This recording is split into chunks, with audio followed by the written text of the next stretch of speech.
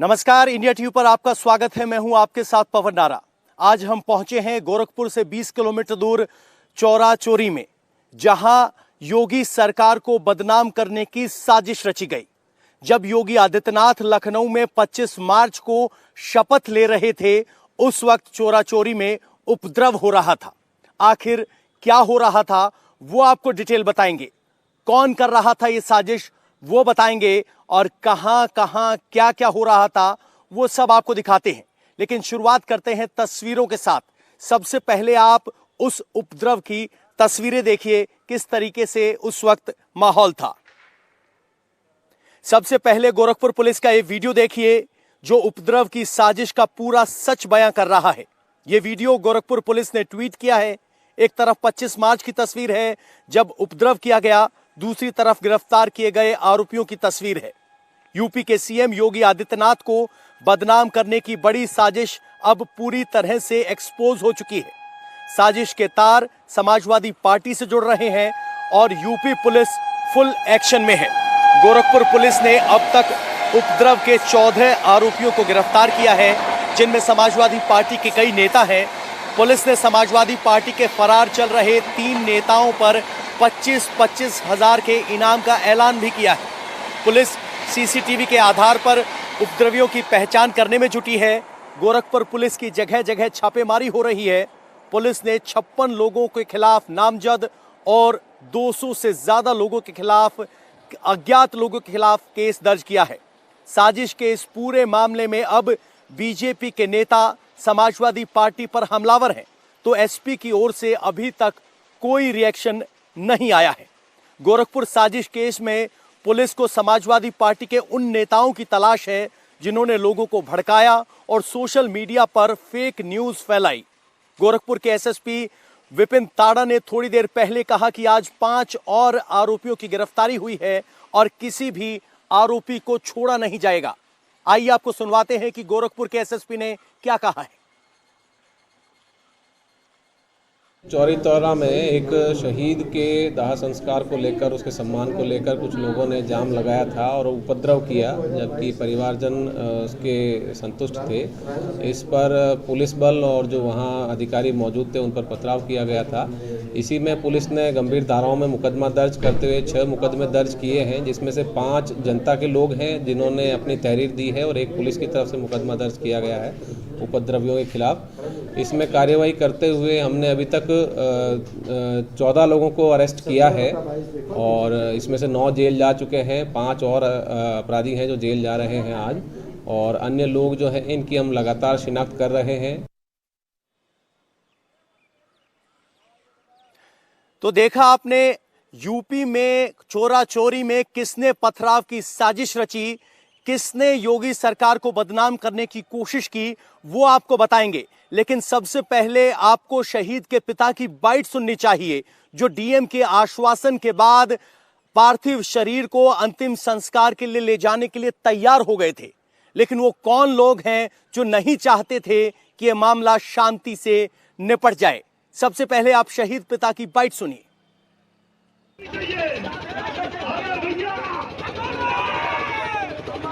अरे भाई, मैं रिक्वेस्ट कर रहा हूँ, आप ही लोग हमारे आर्मी हैं, आप ही लोग हमारे लिए आर्मी हैं। हमको आप लोगों ने जितना सम्मान दिया वो आर्मी नहीं दे सकती, सरकारी आप लोगों ने हमें आर्मी का सम्मान दिया।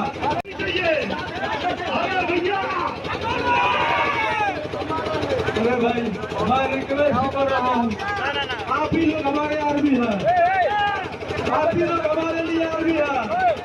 हमको आप लोगों ने जितना सम्मान दिया वो आर्मी नहीं दे सकती, सरकारी आप लोगों ने हमें आर्मी। तो सुना आपने, शहीद के पिता हाथ जोड़कर अपील कर रहे हैं कि यही हमारे लिए सैनिक सम्मान है, आप पार्थिव शरीर को घर ले जाने दें। लेकिन भीड़ ने एक न सुनी। अब हम इसको साजिश क्यों कह रहे हैं उसका एक सबूत आपको दिखाते हैं। इस तस्वीर को आप जरा गौर से देखिए। ये तस्वीर चौरी चौरा के मुख्य हाईवे की है और इस तस्वीर में पड़े हुए पत्थरों को देखिए। इस पत्थर और इस तस्वीर की टाइमिंग देखिए। यह तस्वीर शाम 4:30 पर खींची गई, जबकि पथराव 7:30 बजे के बाद हुआ। आप अंदाजा लगाइए, कभी आपने हाईवे पर इस तरह से पत्थर पड़े हुए देखे हैं? क्या ये पत्थर साजिश की गवाही नहीं देते? और अगर पथराव 7:30 के बाद लगभग 8 बजे हुआ तो ये पत्थर वहां पहुंचे कैसे और किसने पहुंचाए? ये पूरी कहानी बता रही है। आपको जरा ग्राउंड रिपोर्ट दिखाते हैं कि जहां ये घटना हुई वहां माहौल क्या था और किस तरह से लोगों को भड़काने की कोशिश की गई। 25 मार्च को जब योगी आदित्यनाथ लखनऊ में मुख्यमंत्री पद की शपथ ले रहे थे, ठीक उसी वक्त गोरखपुर के चोरी चौरा में इसी चौराहे पर उपद्रव हो रहा था। एक सैनिक के शव को यहां चौराहे पर रखकर मांग की जा रही थी कि उसका सैनिक सम्मान के साथ अंतिम संस्कार किया जाए, जबकि प्रशासन शहीद के परिवार को यह समझा रहा था कि सैनिक की मौत संदिग्ध हालात में हुई है, इसीलिए सैनिक सम्मान के साथ दाह संस्कार संभव नहीं है। गौर करने वाली बात यह है कि सैनिक का परिवार इस मांग को स्वीकार भी कर रहा था, इस स्थिति को मान भी रहा था, लेकिन यहां मौजूद भीड़ सैनिक के शव को हाईजैक करने पर तुली हुई थी। शव को यहां इस चौराहे पर रखा गया, यहां उसके बगल में एक अनाउंसमेंट सिस्टम लगाया गया जहां से लगातार भीड़ को एड्रेस किया जा रहा था। और ये 2:45 पर धरना शुरू हुआ और ये धरना रात 7:55 तक चला और 7:55 पर यहां पथराव होने लगा और पुलिस को भीड़ को काबू करने के लिए आंसू गैस के गोले छोड़ने पड़े। लेकिन इस सब के बीच एक सबसे बड़ा तथ्य जो सामने आया है कि इस भीड़ में 3 समाजवादी पार्टी के नेता थे, जिन पर 25-25 हजार रुपए का इनाम पुलिस की तरफ से घोषित किया गया है। और अब पुलिस इस बात की जांच कर रही है कि क्या ये सोची समझी साजिश थी। सवाल इसलिए क्योंकि शहीद सैनिक का घर इस चौराहे से 8 किलोमीटर दूर है और शहीद का परिवार सैनिक के शव को इस सड़क पर नहीं लाना चाहता था। इसके अलावा एक वीडियो और वायरल हुआ है जिसमें शहीद के पिता हाथ जोड़कर कह रहे हैं कि शहीद के पार्थिव शरीर को ले जाने दीजिए, यही हमारे लिए सैनिक सम्मान है, लेकिन भीड़ नहीं मानी। सबसे बड़ा सवाल है कि आखिर ये भीड़ किसके इशारे पर काम कर रही थी।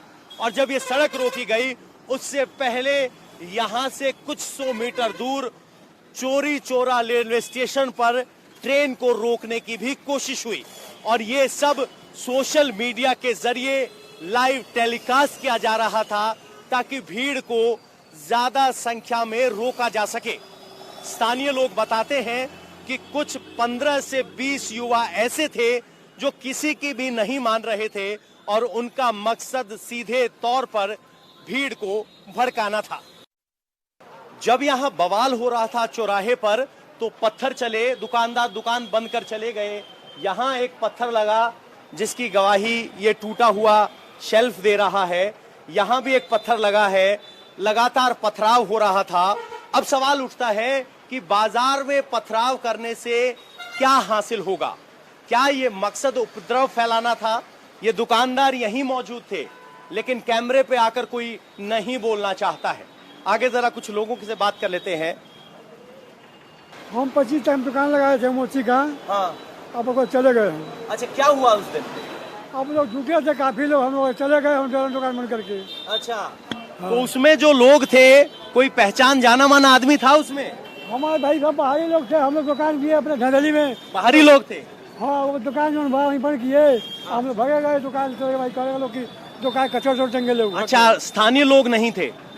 अब हम किसी को देखे नहीं, फिर हम अपना दुकान कहीं बंद चले गए। अच्छा, भाग गए भीड़ देख के? मेरे दुकान बंद करके भाग गए। जरा कुछ और लोगों से। 25 तारीख को जब बवाल हुआ आप थे यहाँ पे? ना, हम नहीं थे। हम थे नहीं या बोलना नहीं चाहते? नहीं रहा नहीं थे। चलिए ठीक है। हाँ भाई साहब, 25 तारीख को यहाँ क्या हुआ? 25 तारीख को यहाँ पे दंगा हुआ था। दोपहर 2 बजे से लगाई 8 बजे तक। हाँ, तो जो लोग थे उनमें से कोई पहचानने लायक था? कौन था? कोई चेहरा पहचान में आ रहा नहीं, था? कोई चेहरा पहचान नहीं आ रहा था, क्योंकि 7-8 किलोमीटर दूर से वो लोग आए थे। हाँ, चेहरा तो नहीं पहचान में आ रहा था। अच्छा। तो जिस तरह की यहाँ से एड्रेस किया जा रहा था, मंच से क्या कहा जा रहा था? हमें सम्मान चाहिए, हमें आर्मी का फोर्स चाहिए, आर्मी का गाड़ी में हमको सम्मानित रूप से हमको भेजा जाए, बस यही मांग कर रहे थे लोग। तो क्या कोई ऐसा भड़काने की भी कोशिश थी कि हमारे बच्चे का सम्मान नहीं हो रहा, भड़काने की भी कोशिश हुई मंच से? हाँ, तमाम तरीके का अनाउंसमेंट कर रहे थे कि हमारे बच्चे के साथ जो है सम्मान नहीं मिला, इंसाफ नहीं मिला, हमें पीएससी का फोर्स चाहिए, गाड़ी चाहिए, तब हम लाशें हटाएंगे, सरकार से ये चाहिए वो चाहिए, तमाम तरीके का। पथराव कब शुरू हुआ? पथराव करीब 8 बजे बहुत ताबड़तोड़ पथराव स्टार्ट हुआ। बहुत काफ़ी लोग स्टार्ट किए, जो है पुलिस के जवान लोग भाग गए, कई पुलिस चोटा गए, मतलब बहुत क्षति हुआ यहाँ पे, बहुत काफ़ी चोटें लग गई। हम लोग का दुकान बच गया, यही ढेर है। अच्छा। दुकान का सामने का ही मामला है। तो आपको लगा था कि आगजनी भी हो सकती है? एकदम लगा था, एकदम मतलब बल कमजोर थोड़ा सा और बना देता तो कुछ भी हो सकता था यहाँ पे। अच्छा, पुलिस वाला अगर कमजोर होता तो कुछ भी हो सकता था यहाँ पे। अच्छा। हाँ, तो यहाँ क्या जिस तरह से नाम आ रहे हैं, कुछ समाजवादी पार्टी के नेताओं के नाम आ रहे हैं, आपने देखा उनको? हाँ, वही लोग तो थे ही, समाजवादी पार्टी के ही लोग थे। मान लीजिए हमारे सामने मनोरंजन जी दिखे, जो डीएम साहब से मीटिंग कर रहे थे, बातचीत कर रहे थे, और जो है कई तरह के नेता इसमें थे, जो सपा से लोग बातचीत कर रहे थे। डीएम साहब भी बहुत समझाने की कोशिश किए कि अपना गाड़ी भी लगवाए पीएससी का, उसमें से लाश जबरदस्ती ये लोग उतरवा लिए हैं। अच्छा। हाँ, मतलब बहुत अलग तरीके से यहाँ पे। यानी कुल मिलाकर जब पार्थिव शरीर को कहा गया कि हम पीएससी की गाड़ी में उनके गांव तक ले जाते हैं, इस बात पर सहमति बनती नजर आई, तब शव को पीएससी की गाड़ी में रख लिया गया, लेकिन उसके बावजूद उतार दिया गया। ये बता रहे हैं कि इस भीड़ में उतार के पथराव करना स्टार्ट कर दिया, जबरदस्ती उस गाड़ी से पथराव स्टार्ट कर दिया, लाश को उतार दिए नीचे। अच्छा। और उसके बाद बोले नहीं, इस गाड़ी में नहीं, फोर्स वो एयर मिलिट्री की गाड़ी में ही लाश जाएगी। अच्छा। उस गाड़ी में नहीं जाएगी। और उसके बाद पथराव स्टार्ट। शहीद के पिता ने तो हाथ जोड़ के अपील की थी। शहीद के पिताजी ने बहुत अपील की कि छोड़ दो, हमको यही गाड़ी मंजूर है, बवाल ना हो। मगर वो लोग, भीड़ जो था वो लोग नहीं माने, भीड़ का पता न क्या मानसिकता था, बवाल करना था या क्या करना था। और उसके बाद पथराव स्टार्ट कर दिया। यही डीएम साहब हमारे मतलब बच गए, चोट भी लग गया, गिर गए, यही सामने की बात है। अच्छा। तो ये कह रहे हैं कि एक वक्त ऐसा आया था जब शहीद के परिवार ने हाथ जोड़कर कहा कि हम पीएससी की गाड़ी में शव को अंतिम संस्कार के लिए ले जाने के लिए तैयार हैं, लेकिन बावजूद इसके शव को जबरदस्ती उतारा गया और उसके बाद पथराव शुरू हुआ, उपद्रव हुआ। जहां ये उपद्रव हुआ वहीं राकेश जी की दुकान है और इन्हीं की दुकान में बचकर या कहें कि घुसकर बहुत से अधिकारियों ने अपनी जान बचाई। 25 तारीख को यहाँ क्या हुआ था? उस समय हम लोग की दुकान खुली हुई थी, एक बैग हल्ला हुआ, दुकान सब बंद हो गई हम लोग की। और बंद करके हम लोग मान लीजिए सब स्टाफ सब अंदर चले गए कि कोई घटना होने वाली है। और उसके बाद पता चला कि कोई आर्मी वाला एक्सपायर हुआ है, उसकी डेड बॉडी को लेकर आ रहे हैं सब चक्का जाम करने के लिए। उन लोगों की मांग भी थी, अब ये तो हमको मालूम नहीं था। मान लीजिए हम उस 3-4 बजे टाइम हम चले गए थे घर खाना खाने। 2 घंटे बाद आए तो देख रहे हैं कि डीएम साहब भी आए थे, बात कर रहे थे, उन लोगों को समझा भी रहे थे डीएम साहब, और शायद उनके घर वाले मान भी गए थे। अब कुछ लोग थे, मान लीजिए, अब उसमें क्या हुआ, 7-7:30 बजे बाद घटना स्टार्ट हो गई, ईटा पत्थर वाली। अच्छा, ईंटें पत्थर चलने लगे।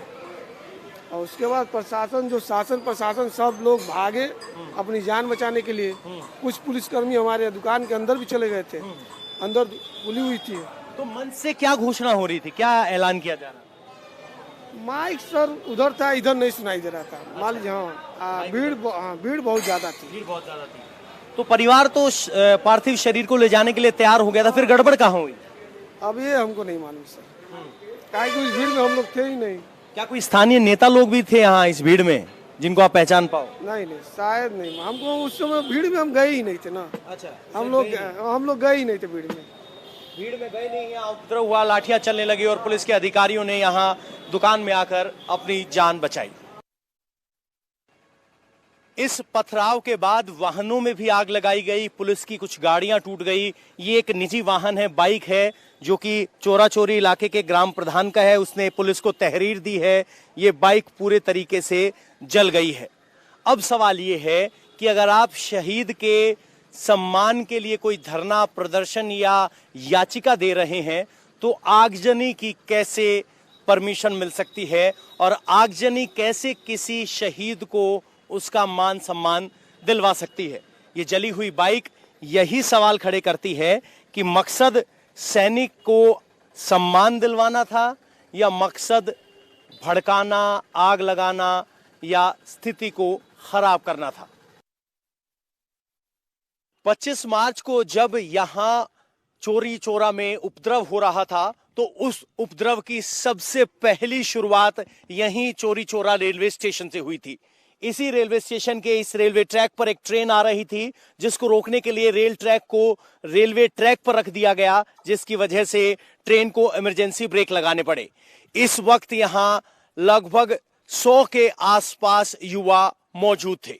जिद थी कि ट्रेन रोकी जाए, प्रशासन को मजबूर किया जाए और इसके लिए ट्रेन को बाकायदा 45 मिनट तक रोका गया, जिसके बाद रेलवे पुलिस और स्थानीय पुलिस आकर इस ट्रेन ट्रैक को खाली करवाया और उसके बाद ट्रेन परिचालन सुचारू हो सका। आपको बता दें, यही चोरा चोरी स्मारक है और इसी स्मारक का भारत के स्वतंत्रता संग्राम में एक अहम स्थान है। लेकिन उसके 100 साल बाद 25 मार्च को जब यहां उपद्रव हो रहा था, वो इस बात को लेकर हो रहा था कि सैनिक किस तरीके से, जिसकी एक मौत हो गई थी, उसको सैनिक सम्मान दिलाने की जिद के साथ ये भीड़ जुटी थी। लेकिन सबसे बड़ा सवाल ये है कि एक सैनिक को सम्मान देने में प्रशासन को, सेना को या किसी को भी क्या आपत्ति हो सकती है, और अगर इसके लिए कोई विरोध भी करना है तो रेलवे ट्रैक रोकना उसका कैसे जायज तरीका था। और क्या एक सैनिक का सम्मान रेल रोककर हो सकता है या रेल रोककर उसके सम्मान की जिद पकड़ी जा सकती है। तो देखा आपने किस तरीके से 25 मार्च को जब योगी आदित्यनाथ लखनऊ में शपथ ले रहे थे तो चोरी चोरा में किस तरीके से एक सैनिक के शव पर उपद्रव फैलाने की साजिश हो रही थी, उसकी एक एक कड़ियां सामने आ चुकी हैं और ये तस्वीरें और ये सबूत सामने आने के बाद बीजेपी अब हमलावर है, लेकिन समाजवादी पार्टी इस पर कुछ भी बोलने के लिए तैयार नहीं। आइए आपको बीजेपी नेताओं की बाइट सुनवाते हैं। सबसे पहले गोरखपुर से सांसद रवि किशन की बाइट आप सुनिए। तो ये घटना 25 मार्च की है जब एक शहीद सैनिक के शव को सड़क पर रखकर प्रदर्शन किया गया और उस प्रदर्शन की आड़ में दंगा भड़काने की कोशिश हुई, पथराव किया गया, आगजनी की गई। रवि किशन ने इस पर क्या कहा है, गोरखपुर से बीजेपी के सांसद हैं, ये आपको सुनवाते। ये प्लानिंग साजिश थी, पूरे उत्तर प्रदेश में कई जगहों पर प्लानिंग थी। गोरखपुर वाली जो रिपोर्ट है करेक्ट रिपोर्ट है और पुलिस एकदम हरकत में है। वो लोग पकड़े जाएंगे जो भी ये प्लानिंग के तहत थी। डिटेलिंग क्योंकि अब उनको सोचना चाहिए कि पूज्य महाराज जी की बहुमत की सरकार है, बारीकी से हर चीज़ों पे गौर किया जा रहा है। जो भी उत्पात मचाएगा या डराएगा, धमकाएगा या समाज को कोई भी हानि पहुंचाएगा, अब वो बचेगा नहीं। तो ये जो भी लोग थे उनकी डिटेलिंग पूरी रिपोर्टिंग पता चल गई है, उनके नाम भी वो सब फरार हैं, लेकिन तुरंत उनको पकड़ा जाएगा और उनको कानून के दायरे में लाया जाएगा। सैनिक की मौत का सहारा लेके उस पर राजनीति करना, दंगा फैलाने की कोशिश करना है। उनकी एम्बुलेंस से उतार के उनकी बॉडी के साथ उन्होंने बहुत कुछ उसको राजनीतिक जो कलर रंग दिया है वो बहुत ही गलत बात है, लेकिन वो बचेंगे नहीं क्योंकि उनकी सारी रिपोर्टिंग आ गई। एक बड़ा दंगे की साजिश थी, बहुत बड़ा दंगा करना चाह रहे थे जिस दिन को शपथ हो रही थी। तो कैबिनेट, योगी कैबिनेट में मंत्री सूर्य प्रताप शाही भी इस मामले पर बड़े मुखर होकर बोलते हुए नजर आए। उन्होंने क्या कहा, आप एक बार वो सुनिए। सर, जिस दिन शपथ ग्रहण चल रहा था उस दिन गोरखपुर की चौरी चौरा में भी एक उपद्रव किया गया था।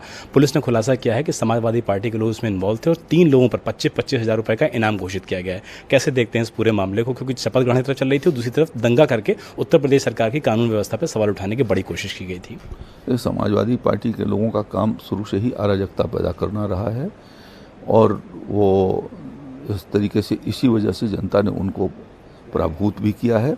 बाकी जो उन्होंने घटनाएं की हैं, कानूनी जो कार्रवाई हो रही है वो वैधानिक तरीके से की जा रही है। पंचायती राज मंत्री भूपेंद्र चौधरी भी इस मुद्दे पर खुलकर बोले। आइए उनकी सुनवाते हैं, वो क्या कह रहे हैं, इस साजिश के पीछे क्या वजह थी।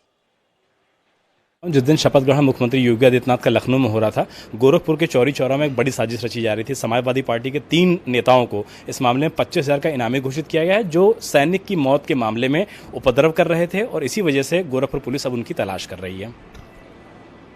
इस तरह के षड्यंत्र करना लोकतंत्र में हित में नहीं है किसी के लिए भी, और मेरा इस तरह के षड्यंत्रकारियों से आग्रह है कि जनादेश का सम्मान सबको करना चाहिए, और समाजवादी पार्टी या जो विरोधी लोग इस तरह का कुचक्कर करके सरकार को बदनाम करने का काम कर रहे हैं, वो निश्चित रूप से प्रदेश के, देश के, समाज के हित में नहीं है। लोकतंत्र में व्यवस्था हम लोग भी विपक्ष में बैठते थे, आज जनता का इसने आशीर्वाद योगी जी के नेतृत्व में हमें मिला है, तो हम सरकार का हिस्सा हैं। कल को उन्हें भी अच्छा काम करना चाहिए, अच्छे विपक्ष की भूमिका निभानी चाहिए, जिससे उनका जनता का विश्वास उन्हें मिले और आगे उन्हें भी उस रूप में काम करने का अवसर मिले। लेकिन इस षड्यंत्र की मैं निंदा करता हूं, और सरकार इस तरह के षड्यंत्रकारियों को विधि सम्मत कार्रवाई करके निपटेगी। विपक्ष की भूमिका निभानी चाहिए, लेकिन क्या इस तरह से विरोध प्रदर्शन करके? बीजेपी के विधायक पंकज सिंह क्या कह रहे हैं, वो भी आपको सुनवाते। देखिए, इतना मैं कह सकता हूं कि योगी आदित्यनाथ जी की भारतीय जनता पार्टी की सरकार में कहीं पर भी कोई भी गुंडा, बदमाश, अपराधी वह अब बच नहीं पाएगा, और गलत मंशा के साथ यदि कोई काम करने की कोशिश करेगा तो उस पर सख्त से सख्त कार्रवाई होगी। कोई बच नहीं सकता है, इतना मैं जरूर कह सकता हूं, मैं विश्वास के साथ मैं कह सकता हूं। तो देखा आपने यूपी में दंगे की साजिश की एक एक कड़ी हमने आपको दिखाई। इस वक्त दिल्ली विधानसभा में अरविंद केजरीवाल संबोधित कर रहे हैं, सीधे आपको वहीं लेकर चलते हैं। ये जो व्यवस्था है ना, पिछले 75 साल से चली आ रही है। 75 साल से इस देश के अंदर जितनी सरकारें आई, सरकार मतलब काम रोको, सरकार मतलब जनता को कुछ करने ना दो, सरकार मतलब जनता के काम रोको, रोकने के लिए बनी है ये सरकारें। पहली बार एक सरकार आई है जो जनता के काम करने के लिए बनी है। इस देश के लोग बहुत आगे बढ़ना चाहते हैं, इस देश में बहुत टैलेंट है। अभी ये मनीष जी बिजनेस ब्लास्टर करवा रहे हैं स्कूलों के अंदर, क्या टैलेंट निकल के आ रहा है, क्या शानदार बच्चे ऐसे ऐसे आइडियाज लेके आ रहे हैं। इन बच्चों को आगे बढ़ने देना है अपने को, इनको रोकना नहीं है। 75 साल से इस देश को रोका गया, घोटा गया, इस देश को गला पकड़ के मतलब करने नहीं दिया लोगों को, इसे बदलना है। अध्यक्ष महोदय, इस देश में जब भी कोई आदमी सुनता है कि इन नेताओं ने भ्रष्टाचार कर दिया, उसके आग लग जाती है अंदर, मन करता है यार कुछ करो इसका। इतना भ्रष्टाचार, इतना भ्रष्टाचार 75 साल में इन सारी पार्टियों ने, इन्होंने, नेताओं ने लूटने में कोई कसर नहीं छोड़ी, जम के लूटा इन्होंने। वो दूसरे वाले हैं, उनकी लंबी लिस्ट है, कॉमनवेल्थ गेम्स, 2G, कोयला, स्पेक्ट्रम, लंबी लिस्ट है उनकी। और ये हैं, इनकी लिस्ट है, राफेल, सहारा बिड़ला, ताबूत घोटाला, बहुत है, Vyapam scam, GSPC scam, Vijay Mallya को भगा दिया, Lalit gate scam, Panama papers, इनकी भी लंबी लिस्ट है। यहां तक कि देश की डिफेंस को भी नहीं छोड़ा। उन्होंने बोफर्स घोटाला किया, इन्होंने राफेल घोटाला किया, देश के डिफेंस को भी इन लोगों ने नहीं छोड़ा। जनता को बहुत ज्यादा तकलीफ होती है। एक तो जनता देखती है कि उनका पैसा लूट लिया, देश को लूट लिया, और दूसरे देखते कि सारे क्लीन चिट हो गई सबको। भ्रष्टाचार तो हुआ लेकिन किसी ने नहीं किया, कोई पकड़ा नहीं गया। आज तक 75 साल में कोई भ्रष्टाचार के लिए जेल नहीं गया, सारे छूट गए। तो एक तरह से जनता के जले पे नमक छिड़कते हैं। मेरा मानना है भ्रष्टाचार को देश के साथ गद्दारी का ऐलान कर देना चाहिए। जो भ्रष्टाचार करेगा उसे गद्दारी माना जाएगा। देश के साथ गद्दारी कर रहा है वो, उसको गद्दारी का वो देना चाहिए। आम आदमी पार्टी में इन्होंने सारा सब कुछ चेक कर लिया, हमारा एक नया, नहीं तो छोड़ देते हैं मेरे को, मेरी कोई फाइल खोल लेते, मेरे को भी ब्लैकमेल करते जैसे इनका स्टाइल है। इन्होंने एक शुंगलू कमीशन बिठाया शुंगलू कमीशन में 400 फाइलें गई, 400 फाइलों 3 बड़े बड़े IAS अफसर उन्होंने बैठ के हमारी 400 फाइलें देखी, उनको एक नए पैसे की चोरी नहीं मिली। फिर उन्होंने CBI भेजी, मेरे घर पे CBI की रेड कराई, मेरे दफ्तर में CBI की रेड कराई, इनके घर पे रेड कराई, इनके घर पे रेड कराई, कुछ नहीं मिला। मेरे बेडरूम में घुस गए, उनको लगा शायद वो जो कच्ची पर्चियां होती हैं, कच्चा हिसाब होता है, वो बेडरूम में ही होता होगा, बेडरूम में भी कुछ नहीं मिला। हम कट्टर ईमानदार हैं अध्यक्ष महोदय, और अगर हमारा कोई किसी दिन पकड़ा गया तो सबको कह रखा है जितनी सजा दूसरों को मिलती है डबल सजा दिलवाऊंगा, किसी को छोड़ूंगा नहीं, किसी को बख्शूंगा नहीं।